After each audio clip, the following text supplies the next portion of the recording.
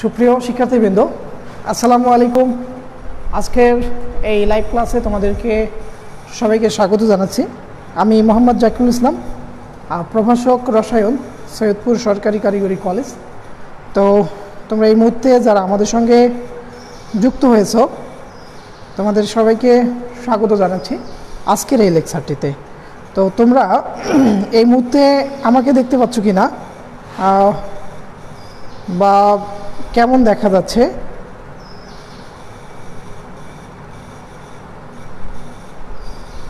আচ্ছা, সাউন্ড শোনা যাচ্ছে কি না? আচ্ছা, একটু আমি দেখে নেই যে আমাকে তোমরা শুনতে পাচ্ছ কি না। ওকে, আমরা একটু ঠিক করে নেই।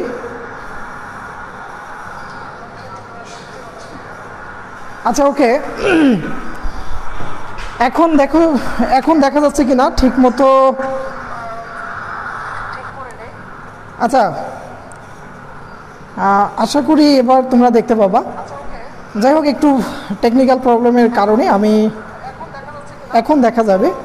তো আসলে ওয়ালাইকুম আসসালাম, সালাম দিছে মমতা পারভিন স্মৃতি, ওয়ালাইকুম আসসালাম। আচ্ছা, তোমরা যারা যারা এই মুহূর্তে আমার সঙ্গে লাইভে আছো, তোমরা হচ্ছে সবাই সবার রোলগুলো কমেন্ট করো।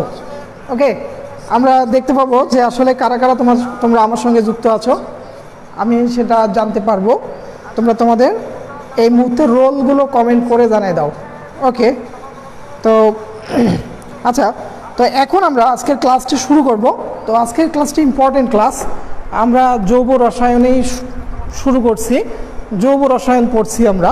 তো আজকে আমি যে জিনিস শেখাবো সেটা হলো ফ্রি রেডিকাল। ফ্রি রেডিকাল আজকে পড়াবো, ফ্রি রেডিকাল, জৈব রসায়ন free radical. Free radical, free radical বা মুক্তমূলক, ফ্রি রেডিকাল বা মুক্তমূলক। আজকে আমরা এই জিনিসটি দেখব। আচ্ছা, তো আসলে আমরা এর আগে জুমে ক্লাসগুলো করছিলাম, গত ক্লাসগুলো। তো ওই ক্লাসগুলোর মধ্যে কিছুটা প্রবলেম আমার কাছে মনে হতো, যে প্রবলেমটা ছিল এরকমের যে ক্লাসগুলো ঠিকমতো দেখতে পাওয়া যায় না, আবার সাউন্ড ভালো মতো শোনা যায় না। তো এই জন্য আসলে আমি জুম ক্লাস আর নিচ্ছি না। আশা করি এখন থেকে আমি এই লাইভে তোমাদের সঙ্গে আসব, লাইভে নেওয়ার চেষ্টা করব। তোমরা স্নিগ্ধা 106 রোল, তারপর হচ্ছে শাহিনা আক্তার ছন্দা 26 রোল, নূর ইসলাম 57 রোল, তারপরে হচ্ছে 27 রোল তিশা, তারপর সাইবা আঞ্জুম 2 রোল, উম্মে সাদিয়া রোজা 105 রোল। তোমরা যুক্ত হয়েছ, আর যারা যারা যুক্ত হচ্ছ সবাই তোমাদের রোলগুলো কমেন্ট করো। জেব জান্নাতি 40 রোল, হ্যাঁ, আরও আদনান শিশিরকে দেখতেছি, মেফতাহুল জান্নাত অনন্যা 5 রোল, ইশিকা আমাদের সঙ্গে যুক্ত হয়েছে 75 রোল। ওকে, তো যাই হোক, তোমাদের রোলগুলো আমরা জানবো এখানে। কারা কারা প্রেজেন্ট থাকো রোলগুলো কমেন্ট করো। আফিফা, আচ্ছা, রিমতি 16 রোল।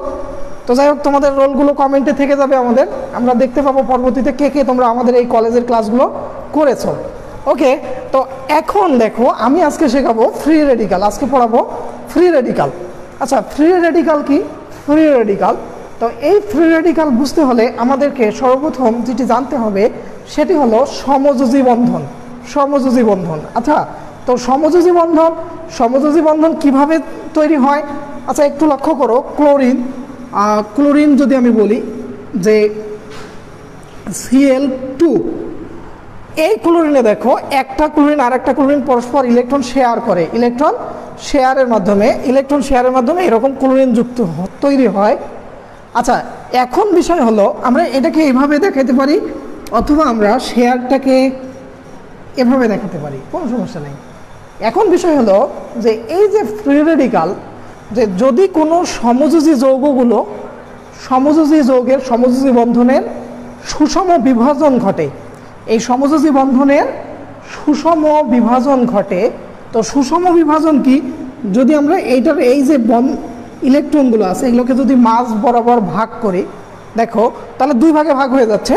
তো এই যে সুষম বিভাজনের ফলে দেখো এখানে Cl প্লাস Cl, এই যে বিজোড় ইলেকট্রন সমৃদ্ধ পরমাণু তৈরি হচ্ছে, বিজোড় ইলেকট্রন সমৃদ্ধ পরমাণু তৈরি হচ্ছে। তো এই যে সুষম বন্ধনের সমযোজী বন্ধনের সুষম বিভাজনের ফলে সৃষ্ট এই যে বিজোড় ইলেকট্রন সংবলিত পরমাণু বা মূলক, এইগুলোকে ফ্রি রেডিকাল বা মুক্তমূলক বলা হয়। ওকে, তাহলে মুক্তমূলক কাকে বলবো? সমযোজী বন্ধনের সুষম বিভাজনের ফলে যে বিজোড় ইলেকট্রন সংবলিত পরমাণু বা মূলক সৃষ্টি হয়, সেই মূলকটি হচ্ছে মুক্তমূলক। তো এখানে আমরা যদি বলি ক্লোরিন, এই ক্লোরিন একটি হচ্ছে মুক্তমূলক, ক্লোরিন একটি মুক্তমূলক। আচ্ছা, ঠিক একইভাবে আমরা যদি উদাহরণ বলি যে methyl free radical, methyl free radical, তাই মিথাইল ফ্রি রেডিকাল। এখন মিথাইল ফ্রি রেডিকাল দেখো যে CH3 এটি হচ্ছে মিথাইল মূলক, CH3 এটি হচ্ছে মিথাইল মূলক। এই ফ্রি রেডিকালগুলোকে এর মাঝে এর উপরে আমরা একটা ফোঁটা দিব, এই যে এখানে একটা ফোঁটা দিলাম, এই ফোঁটা দেওয়ার মাধ্যমে আসলে আমরা ফ্রি রেডিকালগুলোকে এভাবে প্রকাশ করে থাকি। ওকে, এটি হলো মিথাইল ফ্রি রেডিকাল। আচ্ছা, আমরা যদি বলি ethyl free radical, CH3 CH2 ethyl মূলক, তার উপরে আমরা এরকম একটা ফোঁটা ইউজ করব। তো এটি দ্বারা আমাদের ইথাইল ফ্রি রেডিকাল এটা নির্দেশ করবে। ওকে, তাহলে কি হলো যে সমযোজী বন্ধনের সুষম বিভাজনের ফলে সৃষ্ট বিজোড় ইলেকট্রন সমৃদ্ধ পরমাণু বা মূলক তাদেরকে ফ্রি রেডিকাল বলে, তাদেরকে ফ্রি রেডিকাল বলে। ওকে, তো এখন হলো যে এই ফ্রি রেডিকালগুলো কিভাবে তৈরি হয়। ফ্রি রেডিকালের যদি আমরা উৎপত্তি বলি, আমরা ফ্রি রেডিকাল বুঝলাম, এখন দেখো ফ্রি রেডিকালের উৎপত্তি, কিভাবে ফ্রি রেডিকাল তৈরি হয়। উৎপত্তি তো উৎপত্তিটা হচ্ছে এরকম যে ফ্রি রেডিকাল হলো যদি সুষম সমযোজী বন্ধন হয়, সমযোজী বন্ধন আমরা জানি সমযোজী বন্ধনে দুইটা পরমাণু সমান পরিমাণ ইলেকট্রন শেয়ারের মাধ্যমে বন্ধন গঠন করে থাকে। তো ফ্রি রেডিকালের উৎপত্তি হলো যদি ওই সমযোজী বন্ধন, যে কোনো সমযোজী বন্ধন, এটা যদি ভেঙে যায় তাহলে সেক্ষেত্রে সেখানে ফ্রি রেডিকাল তৈরি হতে পারে। আচ্ছা, আমরা যদি এখানে একটি উদাহরণ দেখাই, দেখো যে এখানে আমি যদি মিথাইল ক্লোরাইড লিখি, মিথাইল ক্লোরাইড CH3 ধরো Cl, তো এখানে এই একটা একক বন্ধন, যে কোনো একক বন্ধন হতে হলে দুটি করে ইলেকট্রন প্রয়োজন হয়, যে কোনো একক বন্ধন হতে হলে দুটি করে ইলেকট্রন প্রয়োজন হয়, দুটি ইলেকট্রন প্রয়োজন হয়। তো এই বন্ধনটাতে এখানে দুটি ইলেকট্রন আছে, তো এই দুটো ইলেকট্রন সুষম বিভাজনের ফলে তাদের ইলেকট্রনগুলো ধরো CH3 মিথাইল একটা ইলেকট্রন, এই যে এই কার্বন তার একটা ইলেকট্রন তার দিকে নিয়ে নিল, আর ক্লোরিন আর একটা ইলেকট্রন ক্লোরিনের দিকে নিয়ে নিল। তো এই যে সুষম বিভাজন হওয়ার কারণে বিজোড় ইলেকট্রন সমৃদ্ধ পরমাণু তৈরি হলো, এই কারণে এগুলো হলো মুক্তমূলক। ওকে, এই মুক্তমূলক বা ফ্রি রেডিকাল, এগুলোকে আমরা বলি মুক্তমূলক বা ফ্রি রেডিকাল। ওকে, আমরা দেখতেছি তোমাদের মাঝে অনেকে যুক্ত হয়েছ। আচ্ছা, রোল নম্বর দেখতেছি 260, লাবিব যুক্ত হয়েছে, মাইশা 70 রোল, আদনান শিশির 234 রোল, তারপর 224 রোল দেখতেছি, জুয়াইরিয়া 74 রোল, তারপরে সরণী 62 রোল, নুসরাত মিম 80 রোল, মুশফিকা উনি 94 রোল, স্নিগ্ধা 66 রোল। তোমরা আমার সঙ্গে যুক্ত হয়ে গেছো। আরও রোল নম্বর 1 মাবিয়া তাবাসসুম আর 113 রোল আমি জানি, ওটা হচ্ছে দোলার রোল, তোমরা বলছো একসাথে আছি, থ্যাংক ইউ। আচ্ছা, তারপরে শিমুল আহমেদ 79 রোল। যাই হোক, এই তোমাদের যদি কোনো বুঝতে প্রবলেম থাকে সেইগুলো কমেন্ট করবা, আমি তোমাদের সেগুলো বুঝিয়ে দেওয়ার চেষ্টা করব। ওকে, 11 রোল দেখতেছি যুক্ত হয়েছে। আচ্ছা, যাই হোক, তাহলে আমরা এখন দেখলাম যে ফ্রি রেডিকাল কাকে বলে, আমরা সেটা বুঝলাম। এখন হলো এই ফ্রি রেডিক্যালগুলোর স্থায়িত্বের ক্রম, ফ্রি রেডিক্যালগুলো কীভাবে স্থায়িত্ব লাভ করে, কারা বেশি স্থায়ী, সেই জিনিসটা দেখব। তাই আমরা দেখব ফ্রি রেডিক্যাল এর স্থায়িত্বের ক্রম। দেখো ফ্রি রেডিক্যাল এর স্থায়িত্বের ক্রম। আচ্ছা, ফ্রি রেডিক্যালের স্থায়িত্বের ক্রম। আচ্ছা, তো এই ফ্রি রেডিক্যালগুলো এরা কারা স্থায়ী? আসলে একটা বিষয় হচ্ছে ফ্রি রেডিক্যালগুলো এরা খুবই স্বল্প স্থায়ী। এরা সঙ্গে সঙ্গে তৈরি হবে, সেকেন্ডও লাগবে না, 1 সেকেন্ড 2 সেকেন্ডের মধ্যে আবার এরা কিন্তু মানে ভিনিশ হয়ে যায়, এরা আবার আরেকটা যৌগ তৈরি করে, খুব অল্প স্থায়ী। কিন্তু তারপরেও ওদের মধ্যে স্থায়িত্ব আছে, এদের কম বেশি স্থায়িত্ব আছে। তো স্থায়িত্ব, এই ফ্রি রেডিক্যালগুলোর স্থায়িত্বের ক্রম যদি বলি, তাহলে সেক্ষেত্রে আমাদের 3 degree free radical, 3 degree free radical এরা হলো সবচেয়ে স্থায়ী। আচ্ছা, আজকে আমি একটা জিনিস বোঝাবো যে কার্বনের ডিগ্রি কাকে বলে, কার্বনের ডিগ্রি কি জিনিস, কার্বনের ডিগ্রি। ওকে, তো কার্বনের ডিগ্রি বিষয়টা একটু লক্ষ্য করো যে এখানে যদি একটা কার্বনের 3টি হাত এরকম 3টি যোজনী, 3টা অ্যালকাইল মূলক যারা যুক্ত থাকে, এগুলো অ্যালকাইল মূলক। আর যদি কোনো কার্বনের 3টি যোজনী 3টি ভিন্ন গ্রুপ দ্বারা যুক্ত থাকে, অ্যালকাইল গ্রুপ দ্বারা যুক্ত থাকে, ভিন্ন অ্যালকাইল গ্রুপ দ্বারা যুক্ত থাকে, তাহলে সেটাকে আমরা বলি 3 ডিগ্রি কার্বন। সেটি হলো 3 ডিগ্রি কার্বন। এই কার্বনটা দেখো, এই কার্বনের সঙ্গে 3টা মিথাইল মূলক যুক্ত আছে বা অ্যালকাইল মূলক আর যুক্ত আছে, তাই এটি হলো 3 ডিগ্রি কার্বন। এখন এই 3 ডিগ্রি কার্বনের মধ্যে যদি মুক্তমূলক থাকে, অর্থাৎ ফ্রি রেডিক্যাল হয়, তাহলে এই যৌগটা, এটার নাম হলো 3 degree free radical. 3 degree free radical, বা এটাকে আমরা টারশিয়ারি ফ্রি রেডিক্যাল বলতে পারি, টারশিয়ারি ফ্রি রেডিক্যাল। আচ্ছা, এটা হলো 3 ডিগ্রি ফ্রি রেডিক্যাল। তাই এখন হলো যে অ্যালকাইল ফ্রি রেডিক্যালগুলোর মধ্যে 3 ডিগ্রি ফ্রি রেডিক্যাল সবচেয়ে বেশি স্থায়ী, 3 ডিগ্রি ফ্রি রেডিক্যাল। তারপরে যেটি স্থায়ী সেটি হলো 2 ডিগ্রি ফ্রি রেডিক্যাল, আর এইচ। দেখো 2 ডিগ্রি ফ্রি রেডিক্যাল কাকে বলবো?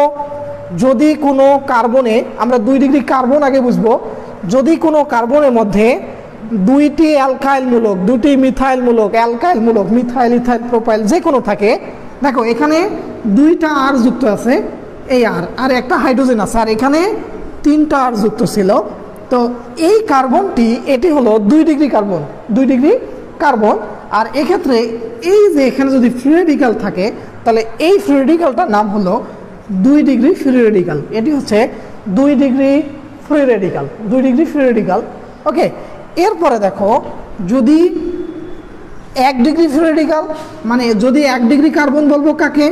যদি কোনো কার্বনের সঙ্গে একটা অ্যালকাইল মূলক যুক্ত থাকে, একটি অ্যালকাইল মূলক যুক্ত থাকে, এই যে একটা অ্যালকাইল মূলক যুক্ত আছে, তাহলে এই ফ্রি রেডিক্যালটার নাম হবে 1 degree free radical, 1 degree free radical. Okay, আচ্ছা, তো এখন বিষয় হলো ফ্রি রেডিক্যাল সমূহের স্থায়িত্বের ক্রম হলো 3 ডিগ্রি ফ্রি রেডিক্যাল সবচেয়ে বেশি স্থায়ী, তারপর 2 ডিগ্রি ফ্রি রেডিক্যাল তার চেয়ে কম স্থায়ী, 1 ডিগ্রি ফ্রি রেডিক্যাল তার চেয়ে আরও কম। আর যদি আমরা এখানে লিখি CH, তাহলে এটা হচ্ছে মিথাইল ফ্রি রেডিক্যাল, এটা হলো মিথাইল ফ্রি রেডিক্যাল। এটার কোনো ডিগ্রি নাই, এর কোনো ডিগ্রি নেই। কারণ কেন ডিগ্রি নাই? এখানে কোনো অ্যালকাইল গ্রুপ যুক্ত নাই। ওকে, এটা হচ্ছে 1 ডিগ্রিও নয়, 2 ডিগ্রিও নয়, এটা শুধু এটা অনলি অ্যালকাইল ফ্রি, মানে মিথাইল ফ্রি রেডিক্যাল। এখন হলো যে এই ফ্রি রেডিক্যালগুলোর মধ্যে স্থায়িত্বের ক্রম হলো 3 ডিগ্রি ফ্রি রেডিক্যাল সবচেয়ে বেশি স্থায়ী, তারপর 2 ডিগ্রি ফ্রি রেডিক্যাল, তারপর 1 ডিগ্রি, তারপর হলো মিথাইল ফ্রি রেডিক্যাল। ওকে, আচ্ছা, এখন আমরা কেন এই 3 ডিগ্রি অ্যালকাইল ফ্রি রেডিক্যাল সবচেয়ে বেশি স্থায়ী, আমি সেই বিষয়টি নিয়ে তোমাদের সঙ্গে আলোচনা করব। ওকে, তো এখানে একটা বিষয় আছে ইন্ডাকটিভ ইফেক্ট। ইন্ডাকটিভ ইফেক্ট হলো যে কিছু গ্রুপ আছে যদি কার্বনের সঙ্গে যুক্ত থাকে, তাহলে কার্বনের দিকে ইলেকট্রন ঘনত্ব ঠেলে দেয়, অথবা কার্বন থেকে ইলেকট্রন ঘনত্ব নিজের দিকে টেনে নেয়। তো ওই গ্রুপগুলোকে ইন্ডাকটিভ ইফেক্ট বলা হয়, বা ওই জিনিসটা ইন্ডাকটিভ ইফেক্ট। যে কোনো কিছু যৌগ আছে, কিছু পরমাণু আছে বা মূলক আছে, যারা কার্বনের সঙ্গে যুক্ত থাকলে কার্বনের দিকে ইলেকট্রন ঠেলে দিবে অথবা কার্বন থেকে ইলেকট্রন নিজের দিকে এভাবে টেনে নেবে। তো সেক্ষেত্রে যে যারা হচ্ছে কার্বনের সঙ্গে যুক্ত থাকলে কার্বনে ইলেকট্রন ঘনত্ব ঠেলে দেয় তাদেরকে আমরা বলবো যে যারা ইলেকট্রন ঘনত্ব ঠেলে দেয় তারা হচ্ছে ধনাত্মক ইন্ডাকটিভ ইফেক্ট, সেক্ষেত্রে ধনাত্মক হয়, সেক্ষেত্রে ইন্ডাকটিভ ইফেক্টটা হয় ধনাত্মক। আর যদি ইলেকট্রন ঘনত্ব সেখান থেকে নিজের দিকে টেনে নেয় তাহলে সেটি হলো ঋণাত্মক ইন্ডাকটিভ ইফেক্ট, ঋণাত্মক ইন্ডাকটিভ ইফেক্ট। ওকে, আচ্ছা একটু লক্ষ্য করো, তো এখানে এই মিথাইলমূলক CH3 এই মিথাইলমূলকগুলো ইন্ডাকটিভ ইফেক্ট এখানে ধনাত্মক ইন্ডাকটিভ ইফেক্ট প্লাস আই ইফেক্টের মাধ্যমে যুক্ত থাকে। এরা যদি অ্যালকাইল গ্রুপগুলো প্লাস আই মানে ধনাত্মক ইন্ডাকটিভ ইফেক্ট, এরা যদি কোনো কার্বনের সঙ্গে যুক্ত থাকে তাহলে কার্বনের দিকে এরা ইলেকট্রন ঘনত্ব ঠেলে দেয়, ইলেকট্রন ঘনত্ব কার্বনের দিকে ঠেলে দেয়।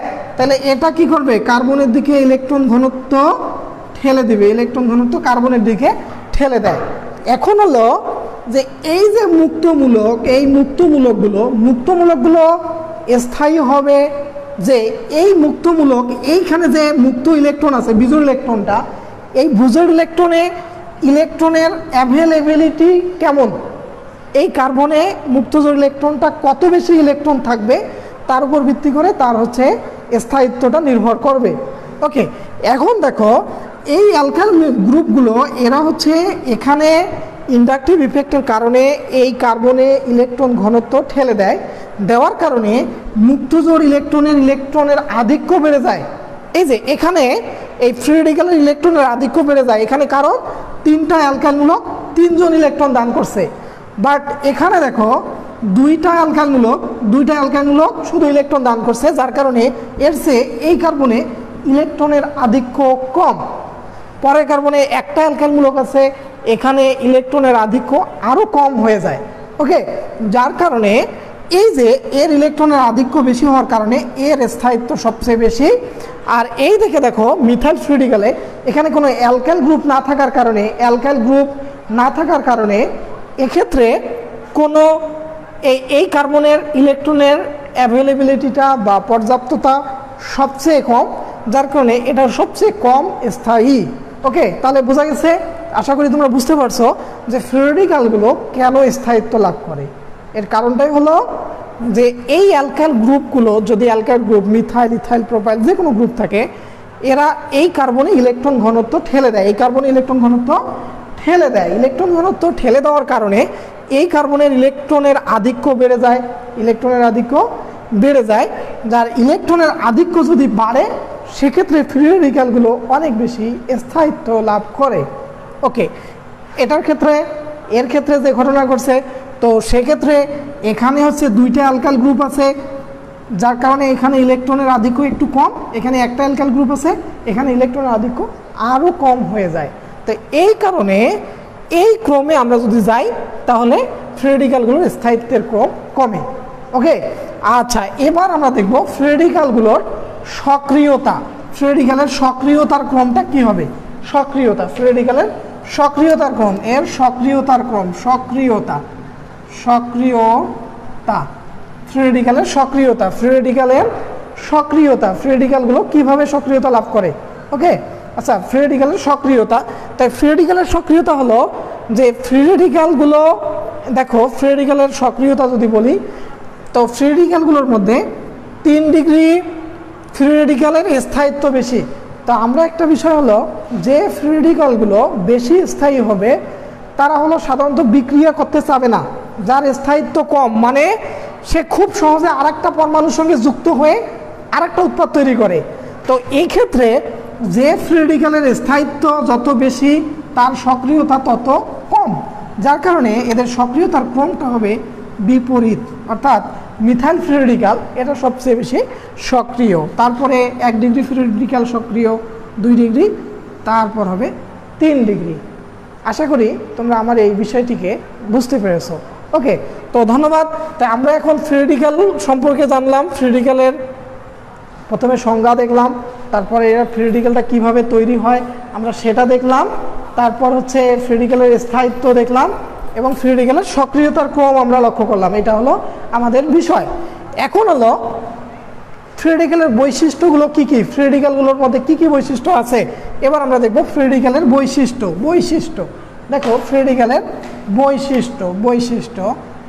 বৈশিষ্ট্য তো ফ্রি রেডিক্যালগুলোর কি কি বৈশিষ্ট্য থাকে আমরা এবার দেখব যে ফ্রি রেডিক্যাল সমূহের কি কি বৈশিষ্ট্য থাকে, এদের বৈশিষ্ট্যটা কি কি।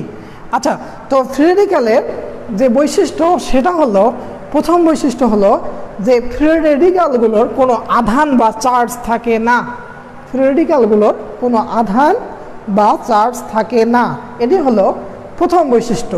কেননা এই ফ্রি রেডিক্যালের চার্জ থাকে না, কারণ হলো যে ফ্রি রেডিক্যাল যে মুক্তমূলকের ভাঙ্গনের ফলে যে ফ্রি রেডিক্যাল তৈরি হয়, তাই এই মুক্তমূলক তৈরি হওয়ার আগে ওই ইলেকট্রনটা তো ওই পরমাণুর নিজস্ব ইলেকট্রন, এই ইলেকট্রনগুলো ওই পরমাণুর নিজস্ব ইলেকট্রন এগুলো, তাই কি না? তো ফ্রি রেডিক্যাল হয়ে জাস্ট তার ইলেকট্রন সে নিজেই নেয়, যার কারণে এই মুক্তমূলকগুলোর কোনো চার্জ থাকে না, এটা একটা বৈশিষ্ট্য। তারপর হলো যে এরা খুব স্বল্প স্থায়ী, ফ্রি রেডিক্যালগুলো খুব অল্প সময়ের জন্য উৎপন্ন হয়। তারপরে হলো 3 নম্বর বৈশিষ্ট্য হলো এরা খুবই সক্রিয়, ফ্রি রেডিক্যালগুলো খুবই সক্রিয়। আর 4 নম্বর বৈশিষ্ট্য হলো যে এরা একটা রাসায়নিক বিক্রিয়ায় মধ্যবর্তী প্রজাতি হিসেবে কাজ করে। অন্তর্বর্তী প্রজাতি একটা রাসায়নিক বিক্রিয়ায় মধ্যবর্তী যৌগ তৈরি করে, সেই ক্ষেত্রে ফ্রি রেডিক্যালগুলো কাজ করে। এই হলো তাদের বৈশিষ্ট্য। এখন আমরা দেখব ফ্রি রেডিক্যাল শেষ, আমরা দেখব যে আমরা এর আগে ফ্রি রেডিক্যালের ক্ষেত্রে দেখলাম যে সমযোজী বন্ধনের সুষম বিভাজন, আমরা এটা দেখছিলাম সমযোজী বন্ধনের সুষম বিভাজনের ফলে ফ্রি রেডিক্যাল তৈরি হয়। তো এখন দেখব যদি এই সমযোজী বন্ধনের বিষম বিভাজন হয় তাহলে কি হবে। আচ্ছা, আমরা যদি বলি যে সমযোজী বন্ধনের বিষম বিভাজন, তাহলে আমরা একটু যদি এখানে লক্ষ্য করি যে বন্ধনের বিষম বিভাজন,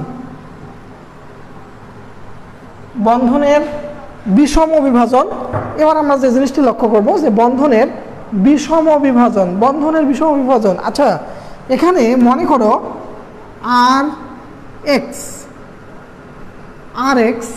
এটা একটা যৌগ, তো এখন যদি ঘটনা ঘটে যে এখানে আর এক্স আমি একটা যৌগ লিখলাম, আর এক্স একটি যৌগ, তো আসলে এটাকে এভাবে যদি লিখি আমি একটু, আচ্ছা এভাবে লিখি, আর এক্স একটা যৌগ, একটা সমযোজী যৌগ। তো এর বিষম বিভাজন কখন হবে? এখানে দুইটা ঘটনা হতে পারে যে এই যে এক্স যৌগটার তড়িৎ ঋণাত্মকতার মান বেশি, অথবা হতে পারে আর যৌগের তড়িৎ ঋণাত্মকতার মান বেশি। আচ্ছা, এখানে দুইটা ঘটনা ঘটতে পারে। মনে করো যে এই এক্স যৌগটা এর তড়িৎ ঋণাত্মকতা বেশি, অথবা হতে পারে আর যে এখানে যে আর যেটা মৌল আছে বা যৌগ আছে, এটার তড়িৎ ঋণাত্মকতা যদি বেশি হয়, তাহলে এক্ষেত্রে সুষম বিভাজন আর হবে না। এক্ষেত্রে হবে কি যে যার তড়িৎ ঋণাত্মকতা বেশি সে এই বন্ধন জোড় ইলেকট্রনকে নিজের দিকে টেনে নেবে। আমরা তড়িৎ ঋণাত্মকতা পড়ছিলাম যে সমযোজী বন্ধনের শেয়ারকৃত ইলেকট্রন একটা পরমাণু নিজের দিকে টেনে নেওয়ার টেন্ডেন্সি, সেটা ছিল আমাদের তড়িৎ ঋণাত্মকতা। তো এখানে দেখো যে এই বন্ধনের ক্ষেত্রে যদি এই বন্ধন জোড় ইলেকট্রন এক্স পরমাণুটা নিজের দিকে টেনে নেয়, যদি এক্সের তড়িৎ ঋণাত্মকতা বেশি হয়, তাহলে এখানে আমরা দুই ধরনের বিষয় লক্ষ্য করব। ধরো যে এখানে মনে করো যে এক্সের তড়িৎ ঋণাত্মকতা বেশি, তাহলে কি হবে, এক্স ইলেকট্রনটা, আচ্ছা এখানে দেখো আর তখন প্লাস হবে, এক্স মাইনাস হবে। এই দেখো অ্যালকাইলটা, অর্থাৎ অ্যালকাইল, এখানে তো কার্বন আছে অ্যালকাইল, তো অ্যালকাইলটা প্লাস হবে আর এক্সটা মাইনাস হচ্ছে। আর যদি এরকম হয় যে আর এর যদি তড়িৎ ঋণাত্মকতার মান বেশি হয়, তাহলে বন্ধন ইলেকট্রন আর নিজের দিকে টেনে নিবে, তখন আরটি হবে মাইনাস আর এক্সটা হবে প্লাস। এখানে এই বিষম বিভাজন, বন্ধনের বিষম বিভাজন, এই জায়গাটাতে দুইটি বিষয় এখানে আছে যে যদি সমযোজী বন্ধনের বিষম বিভাজনের ফলে ধনাত্মক চার্জযুক্ত কার্বন তৈরি হয়, যে এই অ্যালকাইল, এটা আরটা কি অ্যালকাইল, CH3 বা CH3CH2 এরকম অ্যালকাইল গ্রুপ আর। তো এই যে দেখো এক্সের তড়িৎ ঋণাত্মকতা বেশি হওয়ার কারণে এখানে আমরা অ্যালকাইল পাচ্ছি আর প্লাস। তো এই ধরনের যদি সমযোজী বন্ধনের বিষম বিভাজনের ফলে ধনাত্মক চার্জযুক্ত কার্বন আয়ন তৈরি হয়, তাহলে সেটাকে আমরা বলবো কার্বনায়ন বা কার্বোক্যাটায়ন। এটাকে বলবো carbocation, carbonium ion, carbonium ion. আর যদি এমন হয় যে এই যে অ্যালকাইল গ্রুপটা এর তড়িৎ ঋণাত্মকতা যদি বেশি হয়, বন্ধন ইলেকট্রন যদি সে নিজের দিকে টেনে যায়, যদি আর মাইনাস হয়, তাহলে সেটাকে আমরা বলবো কার্বনায়ন বা কার্বন অ্যানায়ন, কার্বনায়ন।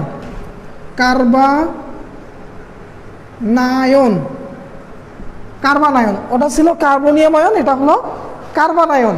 আচ্ছা, আমরা তোমাদের একটু কমেন্ট দেখি যে কে কি বলছো। আচ্ছা, একজন বলছে স্যার সবাই পালাইছে, আমরা 9 জন ক্লাস করতেছি। আমরা দেখতে পাচ্ছি এখানে 9 জন, 39 জন আছে। আচ্ছা, আল আফিফা সরণি তুমি বলছো স্যার মধ্যবর্তী যৌগটা কি? আসলে মধ্যবর্তী যৌগ হলো যে একটা উৎপাদ তৈরি হওয়ার আগে মাঝখানে মধ্যে একটা উৎপাদ তৈরি হয়, তারপর হলো ফাইনাল উৎপাদটা তৈরি হয়। তো এই যে মাঝখানে যে উৎপাদ, এই মাঝখানের উৎপাদটাকে মধ্যবর্তী উৎপাদ বলা হয়। আচ্ছা আচ্ছা আচ্ছা তোমাদের কমেন্টগুলো আমি দেখতেছি। যাই হোক, তোমাদের যাদের কোনো প্রবলেম আছে, মানে যে বুঝতে প্রবলেম থাকলে সেটা আমাকে এখানে কমেন্ট করতে পারো, আমি তোমাদের সেটা আমি বুঝাই দেওয়ার চেষ্টা করব। ওকে, তো আমি তোমাদেরকে দেখতে পাচ্ছি যে তোমরা অনেকেই আমার সঙ্গে এই মুহূর্তে যুক্ত আছো। তো এই হলো আমাদের বিষয়। আচ্ছা, এখন লক্ষ্য করো যে আমরা কার্বনিয়াম আয়ন এবং কার্বোক্যাটায়ন দেখলাম, যে যদি অ্যালকাইল ফ্লুইডিক্যালগুলো যদি ধনাত্মক চার্জযুক্ত তৈরি হয়, সেটাকে আমরা কার্বনিয়াম আয়ন বলবো, আর ঋণাত্মক হলে সেটির নাম হলো কার্বনায়ন। ওকে, তাই আমরা এখন শিখবো এই কার্বনিয়াম আয়নটা কি। কার্বনিয়াম আয়ন, আচ্ছা কার্বনিয়াম আয়নটা দেখো, কার্বনিয়াম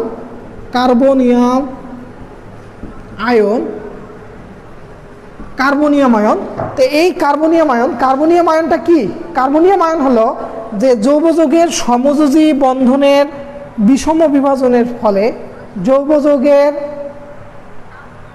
সমযোজী বন্ধনের বিষম বিভাজনের ফলে সৃষ্ট একক ধনাত্মক কার্বন আয়ন, ধনাত্মক চার্জযুক্ত কার্বন আয়নকে কার্বনায়ন বলা হয়।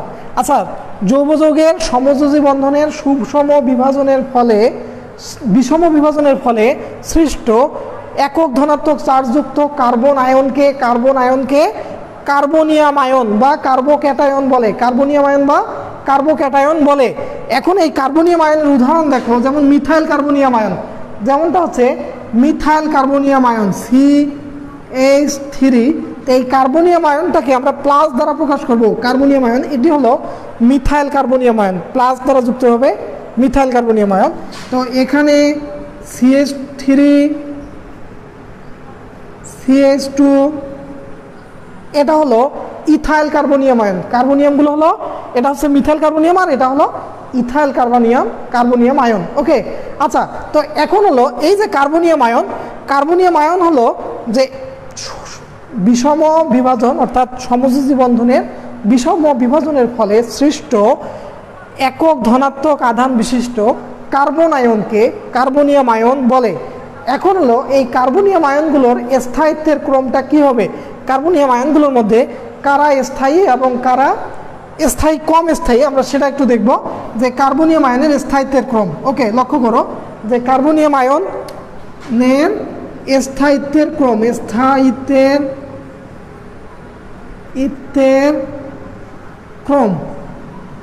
লক্ষ্য করো কার্বনিয়াম আয়নের স্থায়িত্বের ক্রম। আচ্ছা, এই কার্বনিয়াম আয়নগুলোর মধ্যে 3 ডিগ্রি কার্বনিয়াম আয়ন এটি সবচেয়ে বেশি স্থায়ী। 3 ডিগ্রি কার্বনিয়াম আয়ন সবচেয়ে বেশি স্থায়ী হচ্ছে 3 ডিগ্রি কার্বনিয়াম আচ্ছা মাবিয়া তাবাসসুম স্যার একটু আস্তে আস্তে পড়ান, আরও কত আস্তে পড়াবো? আচ্ছা আচ্ছা ঠিক আছে, আমি আরও ধীরে ধীরে বলবো বা সংখ্যাগুলোকে আরও ধীরে বলার চেষ্টা করছি।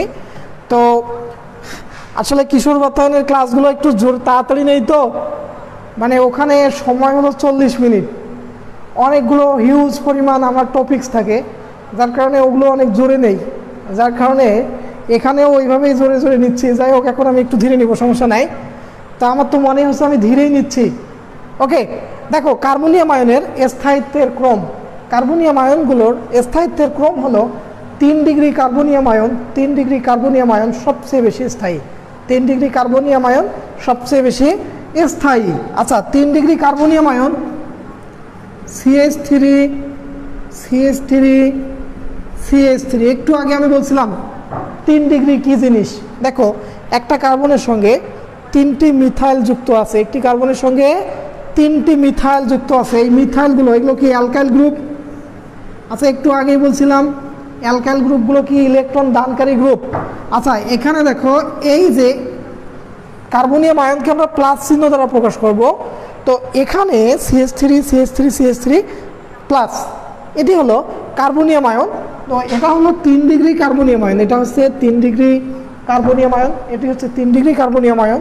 তো আমরা যদি এভাবে লিখি CH3 CH3 এখানে শুধু H যদি হয় তাহলে এটি হচ্ছে 2 ডিগ্রি কার্বনিয়াম আয়ন, এটি হচ্ছে 2 ডিগ্রি কার্বনিয়াম আয়ন। ওকে, এরপরে দেখো এটি হচ্ছে 2 ডিগ্রি কার্বনিয়াম আয়ন। কেন 2 ডিগ্রি? দেখো এখানে 2টা মিথাইল মূলক যুক্ত আছে, এখানে 2টি মিথাইল মূলক যুক্ত আছে।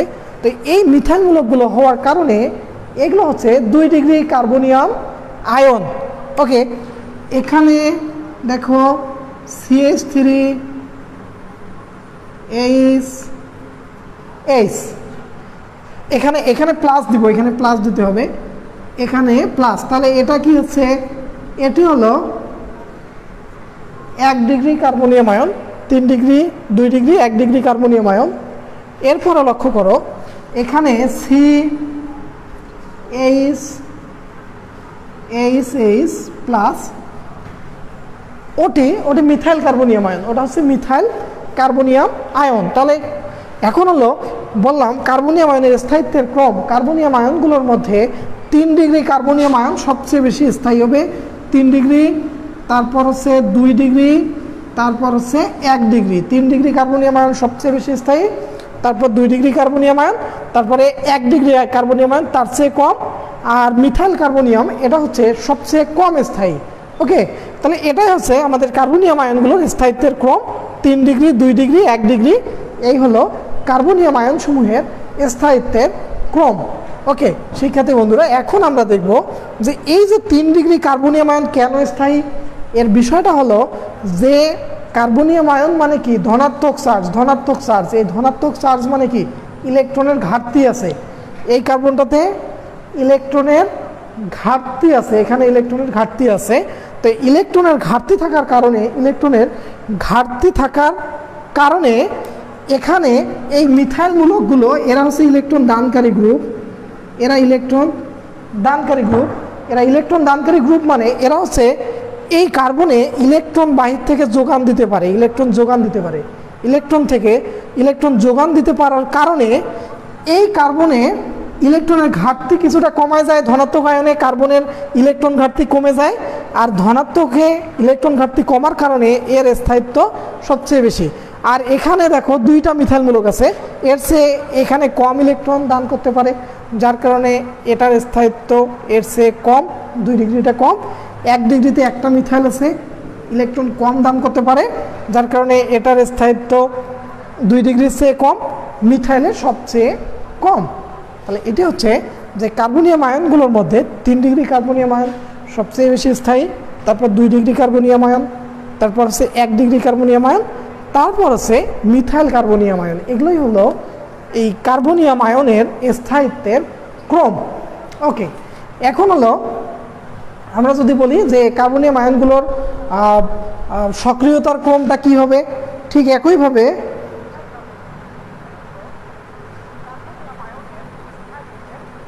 আচ্ছা, একজন বলছো খন্দকার সুবাতি খাদিজা যে স্যার যেখানে অ্যালকালি গ্রুপ নাই সেটা কি বলবো, যেখানে অ্যালকাইল গ্রুপ নাই সেটাকে কি বলবো? ওকে, এই যে এইটা তুমি যদি এইটাকে বলো, দেখো এটা হচ্ছে অ্যালকাইল গ্রুপ নাই, মানে এটা কিন্তু 1 2 3 হাইড্রোজেন CH3, মানে কি এটা তো মূলত এইটা CH3, তাহলে কি হলো ওটা? Methyl carbonium ion. অ্যালকাইল গ্রুপে যে ও বলছে যে যেইগুলোতে অ্যালকাইল গ্রুপ নেই সেগুলোকে আমরা কি বলবো? তো এই যে দেখো এখানে কোনো অ্যালকাইল গ্রুপ নাই, শুধু হাইড্রোজেন আছে, তাই কার্বনের 3টা হাইড্রোজেন থাকলে সেটা কি হলো? Methyl group. তো মিথাইল হবে, তাই আমরা ওটাকে বলবো মিথাইল কার্বনিয়াম আয়ন।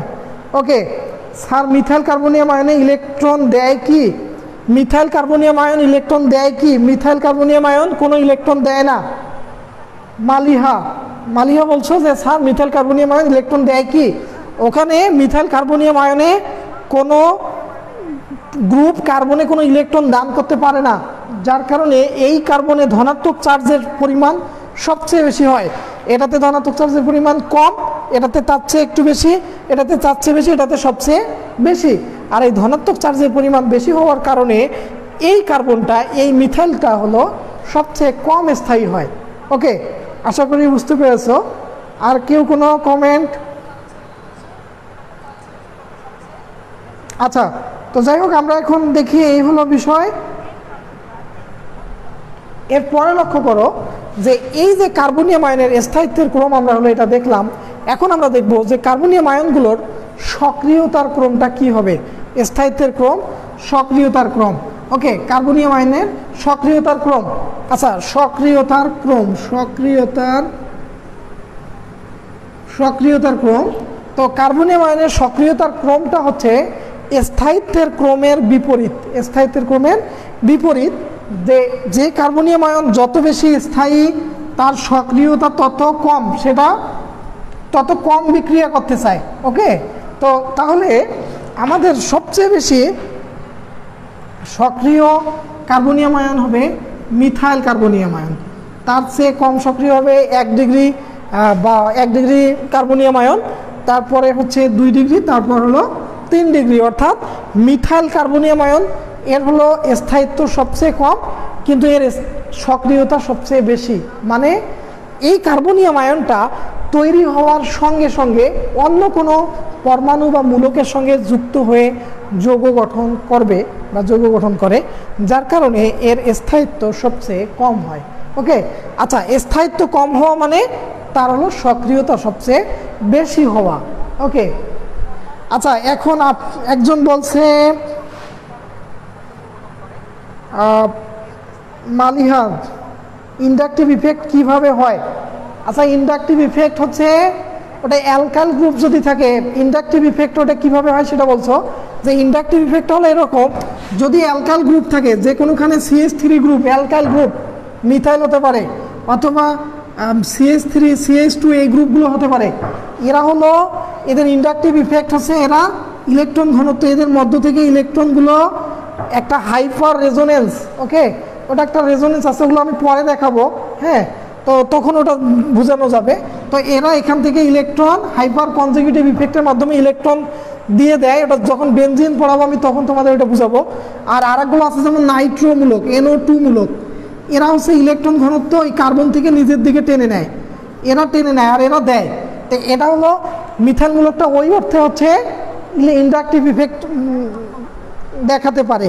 আচ্ছা, ডাবল বন্ড থাকলে কি হয় স্যার? আফিফা সরণি বলছে ডাবল বন্ড থাকলে কি হয়? ডাবল বন্ড থাকলে কার্বনিয়াম আয়ন তৈরি হবে না। কার্বনিয়াম আয়নগুলোর মধ্যে সিঙ্গেল বন্ডগুলোই হতে হবে। ডাবল বন্ড থাকলে সেগুলোর ক্ষেত্রে কার্বনিয়াম আয়ন হবে না। ওকে, তো এই হলো কার্বনিয়াম আয়ন। আমরা কার্বনিয়াম আয়ন সম্পর্কে শিখলাম। এখন দেখো কার্বনিয়াম আয়নের হচ্ছে বৈশিষ্ট্যগুলো কি। কার্বনিয়াম আয়নের বৈশিষ্ট্য, তো এই কার্বনিয়াম আয়নের বৈশিষ্ট্য হচ্ছে যে ওই ফ্রি রেডিক্যালের মতোই, ফ্রি রেডিক্যালের যে রকমের বৈশিষ্ট্য এদেরও ঠিক একই বৈশিষ্ট্য আছে, যে এরা কার্বনিয়াম আয়নগুলো এরা অধিক হলো, উভয় হলো অধিক সক্রিয়, তারপর এরা হলো স্বল্প মানে স্বল্পায়ু, অর্থাৎ অল্প, মানে এদের স্থায়িত্ব কম। আর এগুলোর আরেকটা বৈশিষ্ট্য হলো এরা একটা রাসায়নিক বিক্রিয়ায় মধ্যবর্তী প্রজাতি হিসেবে কাজ করে। ওই কার্বনিয়াম আয়নের যে বৈশিষ্ট্য, মানে ফ্রি রেডিক্যালের যে বৈশিষ্ট্য, এদের সকল বৈশিষ্ট্য এদের, কিন্তু এরা হলো ধনাত্মক চার্জযুক্ত হয়, ফ্রি রেডিক্যালগুলো ধনাত্মক চার্জযুক্ত হয় না। ওকে, এখন হলো এবার আমরা দেখব যে দেখো তো কার্বনিয়াম আয়নটা কিভাবে তৈরি হয় তার একটা স্থায়িত্ব বলি, যে কার্বনিয়াম আয়নের তৈরি হয়, কেন কার্বনিয়াম আয়নটা তৈরি হয়, তাই কার্বনিয়াম আয়নের উৎপত্তি যদি কিভাবে হয় সেটা বলি। যে কার্বনিয়াম আয়নের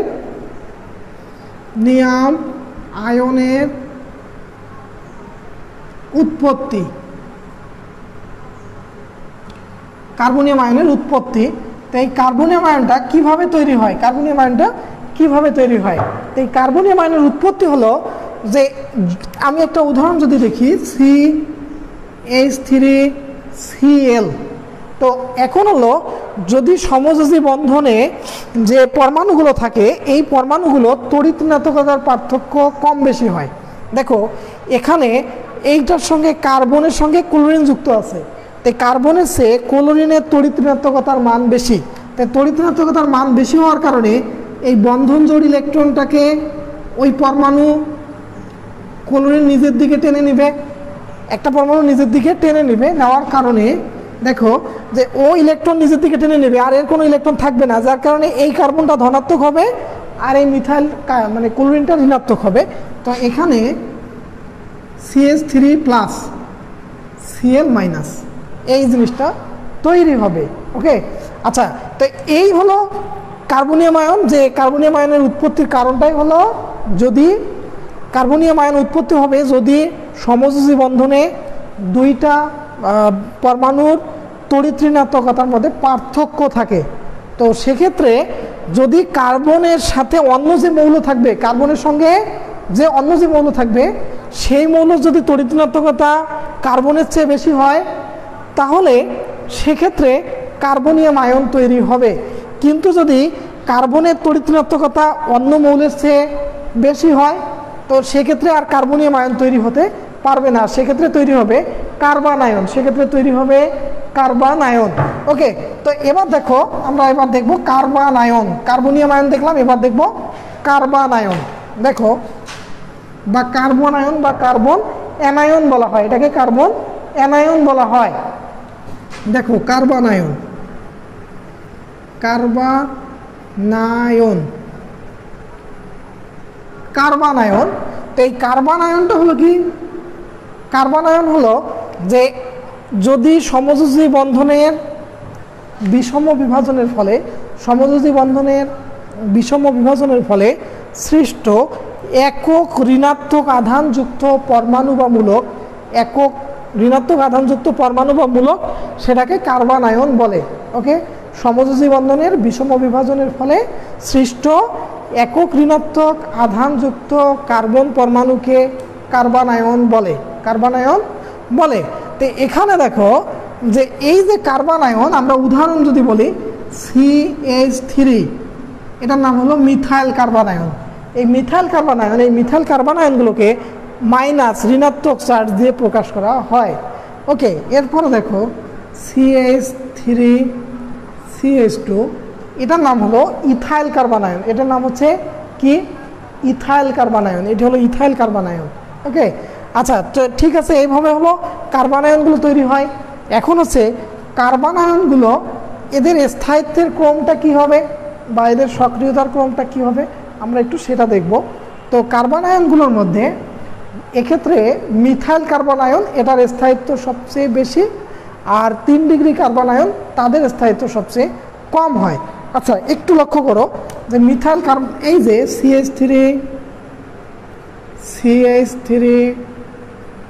CH3 মাইনাস, তো এই যৌগটা, এটার নাম হলো 3 ডিগ্রি কার্বন আয়ন। এটি হচ্ছে 3 ডিগ্রি কার্বন আয়ন, এটা 3 ডিগ্রি কার্বন আয়ন। তো এটা হলো 3 ডিগ্রি কার্বন আয়ন। তারপরে লক্ষ্য করো যে আমরা যদি এদের কার্বন আয়নগুলোর স্থায়িত্বের ক্রম, কার স্থায়ী বেশি, আমরা সেটা লক্ষ্য করব। CH3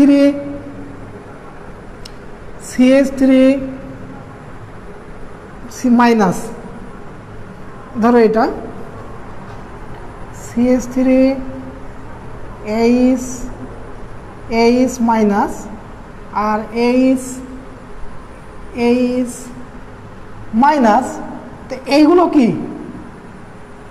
এইগুলো হচ্ছে যে এখানে দেখো এটা 3 ডিগ্রি কার্বন আয়ন, এটা 2 ডিগ্রি কার্বন আয়ন, এটা 1 degree carbon ion, 2 degree 1 degree carbon ion. এখন এই কার্বন আয়নগুলোর মধ্যে যেগুলো হচ্ছে মিথাইল কার্বন আয়ন তার স্থায়িত্ব বেশি, 3 ডিগ্রি কার্বন আয়নের স্থায়িত্ব সবচেয়ে কম। এখানে কার্বনিয়াম আয়নের বিপরীত হবে, স্থায়িত্বের ক্রম কার্বনিয়াম আয়নের বিপরীত। হ্যাঁ, কেন বিপরীত হবে? এখানে লক্ষ্য করো যে এই যে মিথাইল মূলকগুলো ইলেকট্রন দানকারী গ্রুপ, এরা ইন্ডাকটিভ ইফেক্টের মাধ্যমে ইলেকট্রন দান করে থাকে, এরা ইলেকট্রন দানকারী গ্রুপ। ওকে, তো এখন হচ্ছে এই যে কার্বন আয়নগুলো এরা এমনিতেই ঋণাত্মক, এরা বন্ধন জোড় ইলেকট্রন আগে থেকে নিয়ে আসে। তো এক্ষেত্রে কোনো পরমাণুর মধ্যে ইলেকট্রন যত বেশি থাকবে, ইলেকট্রনের পরিমাণ যত বেশি থাকবে, তার হলো যে স্থায়িত্বটা তত কম হবে। তো এখানে দেখো এমনিতেই মাইনাস আছে, আবার এখানে 3টা মিথাইল মূলক ইন্ডাকটিভ ইফেক্টের মাধ্যমে আরও ইলেকট্রন এখানে যোগান দিচ্ছে এই কার্বনে। তখন এই ইলেকট্রনের আধিক্য আরও বেশি বেড়ে যাচ্ছে। ইলেকট্রনের আধিক্যটা বাড়ার কারণে এই কার্বনের স্থায়িত্বটা অনেক কম হবে। আর এখানে দেখো যে মিথাইল কার্বন আয়ন, তা সেটার ক্ষেত্রে এখানে কোনো মিথাইল মূলক নাই, অর্থাৎ এখানে কোনো ইলেকট্রন দানকারী গ্রুপ নাই, যার কারণে এটার স্থায়িত্ব সবচেয়ে বেশি হবে। ওকে, তো এই হলো আমাদের কার্বন আয়নগুলোর স্থায়িত্বের ক্রম। ওকে, এরপরে আমরা যেটা দেখব যে এই কার্বন আয়নগুলোর সক্রিয়তা কি হবে।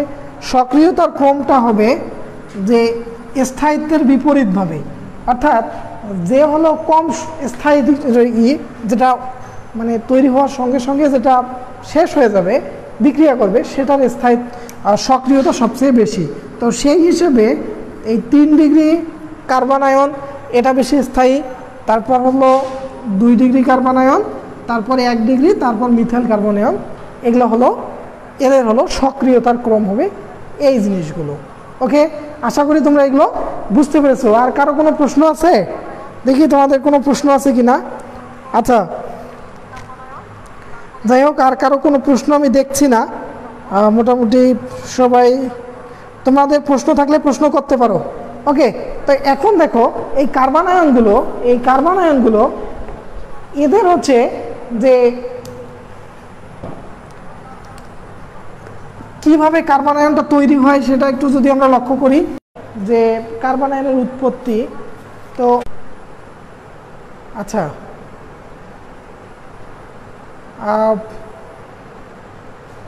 আচ্ছা, আমাদের একটু মানে নেট কানেকশনের প্রবলেম ছিল মাঝখানে, যার কারণে হয়তোবা দেখা যায়নি। এখন মনে হয় দেখা যাচ্ছে। আচ্ছা, একটু নেট কানেকশনের প্রবলেমের কারণে তোমরা দেখতে পাও নাই, তো আশা করি আবারও আমাদের কানেকশন ঠিক আছে। আচ্ছা, তো এটা একটু প্রবলেম ছিল। তো এখন দেখো যে এই যে কার্বন আয়নগুলো কীভাবে উৎপত্তি হয়, কার্বন আয়নের উৎপত্তিটা কীভাবে হয়। তো কার্বন আয়নের উৎপত্তি হলো যে যদি কার্বনের সঙ্গে অন্য যে মৌলটা যুক্ত থাকবে তার যদি তড়িৎ ঋণাত্মকতার মান কার্বনের চেয়ে কম হয়, যেমন সোডিয়াম, এটা তড়িৎ ধনাত্মক মৌল, তো সোডিয়ামের তড়িৎ ঋণাত্মকতার মান কার্বনের চেয়ে কম, ধরো এটা 0.9 আর এটা 2.1 এরকম, তাহলে কি এটা অনেক কম হলো না? তাহলে কি হবে, বন্ধন ইলেকট্রনকে কার্বন নিজের দিকে, যার তড়িৎ ঋণাত্মকতা বেশি সে তার নিজের দিকে টেনে নেয়। তো নেওয়ার কারণে এখানে দেখা যাচ্ছে এরকম হবে CH3 মাইনাস Na+। তো এই কারণে এটা হলো মিথাইল কার্বন আয়ন, অর্থাৎ কার্বন আয়নটা এভাবে তৈরি হয়। ওকে, তো থ্যাংক ইউ। আমরা হচ্ছে এই যে বন্ধনের বিষম বিভাজন আমরা এটা দেখলাম। তো আজকে আমি তোমাদের আর বেশি কিছু না দেখাই, এখন আমি একটু অ্যালকিনের নামকরণ শেখাবো। আজকে একটু নামকরণ শেখাবো। আমরা এর আগে অ্যালকিনের নামকরণগুলো দেখছিলাম, এবং শাখায়িত, দীর্ঘ শাখায়িত, শাখায়িতর মধ্যে আবার শাখায়িত, এই অ্যালকিনের নামকরণগুলো আমরা এর আগে দেখেছিলাম। ওকে, আজকে আমি তোমাদেরকে অ্যালকিনের নামকরণ শেখাবো। অ্যালকিনের নামকরণ, আচ্ছা, অ্যালকিনের নামকরণ আমরা মোটামুটি অ্যালকেনের নামকরণ যখন শিখে যাই তখন হচ্ছে আমাদের অ্যালকিনের নামকরণ বা অন্যান্য নামকরণগুলো সহজ হয়ে যায়।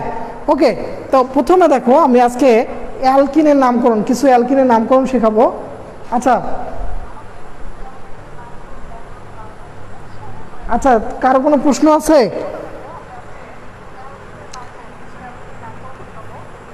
আচ্ছা, মমতা পারভিন, প্রীতি, সন্নিবেশ সমযোজী বন্ধনের ক্ষেত্রেও কার্বন ক্যাটায়ন সৃষ্টি হবে? সন্নিবেশ সমযোজী বন্ধন এদের ক্ষেত্রে হবে না, শুধু সমযোজী বন্ধন হলেই কার্বনিয়াম আয়ন তৈরি হবে, আয়নিক বন্ধন হলেও হবে না। ওকে, আচ্ছা ওকে, থ্যাংক ইউ। আচ্ছা, আমরা এখন দেখো আমরা আসতেছি যে কার্বনিয়াম আয়ন আমরা পড়া শেষ করলাম। এখন আমরা যে জিনিসটি শিখবো যে ইথিন বা অ্যালকিনের নামকরণ আমরা দেখব। অ্যালকিনের নামকরণ এবার আমরা শিখব। অ্যালকিনের নামকরণ আমাদের এবার বিষয় হলো অ্যালকিনের নামকরণ, অ্যালকিনগুলোকে আমরা কিভাবে নামকরণ করি। আচ্ছা, তো সর্বপ্রথম আমাদের যে বিষয়টি হলো যে অ্যালকেনের ক্ষেত্রে আমরা যেটা করছিলাম যে আমরা দীর্ঘতম কার্বন শিকলটাকে আগে বের করে নাম্বারিং করছিলাম, আর সেক্ষেত্রে যে দিক থেকে 500 শিকল কাছে পাওয়া যায় আমরা সেদিক থেকে নাম্বারিং করছিলাম। কিন্তু অ্যালকিনের নামকরণের ক্ষেত্রে একটু ভিন্ন, সেটা হলো যে দিক থেকে আমরা অ্যালকিনকে অর্থাৎ দ্বিবন্ধনকে কাছে পাবো সেই দিক থেকে নাম্বারিং করব, আর এক্ষেত্রেও ওই দীর্ঘতম কার্বন শিকল আমরা এটাও নাম্বারিং করব। আচ্ছা, প্রথমে একটা উদাহরণ দেখি যে CH3, লক্ষ্য করো CH3 যদি এটা হয় CH ডাবল বন্ড CH2, এটা একটা অ্যালকিন, এটা একটি অ্যালকিন যৌগ। তো অ্যালকিন যৌগ এটার নামকরণটা কিভাবে হবে? তো এটার ক্ষেত্রে নামকরণ করার জন্য যেটা করব যে আমরা এর আগে অ্যালকেনের ক্ষেত্রে দেখছিলাম যে এই দিক থেকে 500 শিকল আগে পাওয়া যায়, তো আমরা এই দিক থেকে নাম্বারিং শুরু করছিলাম 1 2 3 4 এভাবে গেছিলাম। কিন্তু এক্ষেত্রে আমাদের এই দিক থেকে না গিয়ে এখান থেকে দেখো যে দিক থেকে 500 শিকল না দ্বিবন্ধন কাছে পাওয়া যায়, তো এটাতে কি এটা হলো দ্বিবন্ধন, এইখানে গেলে আমরা 1 নম্বরে দ্বিবন্ধন পাচ্ছি, আর যদি আমরা এই দিক থেকে যাই 1 2 3 নম্বরে গিয়ে দ্বিবন্ধন পাচ্ছি। তো আমাদের নাম্বারিংয়ের এই দিক থেকে না করে এই দিক থেকে অর্থাৎ যে দিক থেকে কার্বনটাকে আমরা কাছে পাবো অর্থাৎ এটা হলো 1 নম্বর 2 3 4 নম্বর কার্বন এভাবে। আচ্ছা, এখন এই যৌগের নামকরণ করার সময় তো দেখো এখানে 500 শিকল আছে, এটা মিথাইল 500 শিকল। তো 500 শিকলগুলো নামকরণের সময় আগে 500 শিকলগুলো লিখব, আর তারপরে এই কার্বন সংখ্যা অনুযায়ী নামকরণ করব। অ্যালকেনের জায়গায় যেখানে ANE অ্যালকেন ছিল, অ্যালকিনের জায়গায় ANE এর জায়গায় ANE বাদ দিয়ে ENE যোগ করি, অ্যালকেনের জায়গায় অ্যালকিন নামে নামকরণ করব। তো আর সব শেষে আমরা এই দ্বিবন্ধনের অবস্থানটা উল্লেখ করব। আচ্ছা, তো এটার নাম দেখো 3 নম্বর একটা মিথাইল আছে, তাই আমরা বলবো 3 মিথাইল। তাই 4 কার্বন বিশিষ্ট অ্যালকেন বিউটেন, তো বিউটেন থেকে এখানে দ্বিবন্ধন থাকার কারণে আমরা এটাকে বলবো butene, 3 methyl butene, 3 methyl butene. আর এখন দেখো কার্বনটা কয় নম্বরে আছে এই দ্বিবন্ধনটা?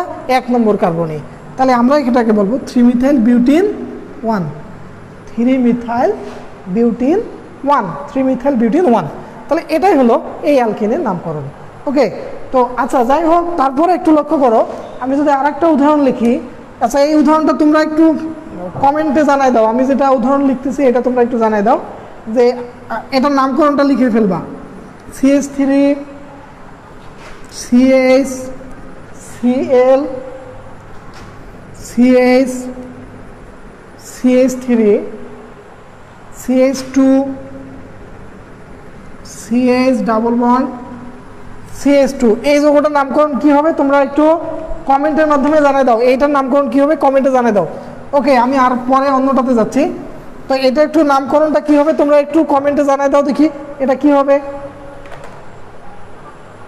ওকে,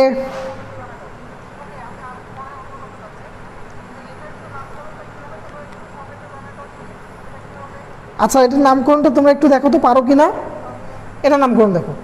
আচ্ছা, তো আমি এখন দেখো আমি অন্য আরেকটা নামকরণ দেখাই, তোমরা একটু এটা দেখো, আমি দেখি তোমরা পারো কি না।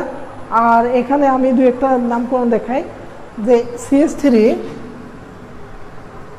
CNO2 double bond CH3 CH3। আচ্ছা, এখন দেখো এই যৌগটার নামকরণ কি হবে, এটার নামকরণ আমরা কিভাবে করব।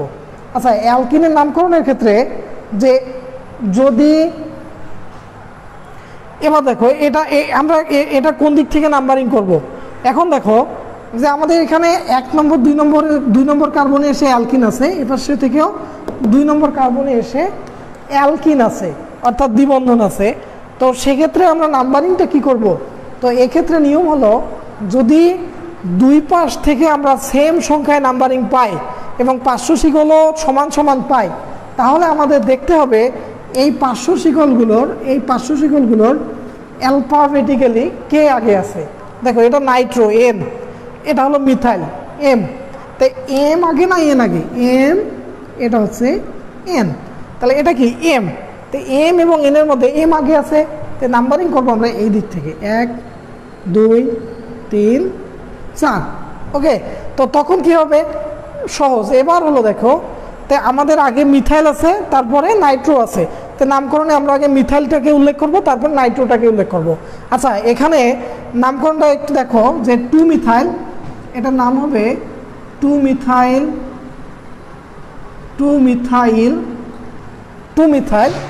তারপর হলো 3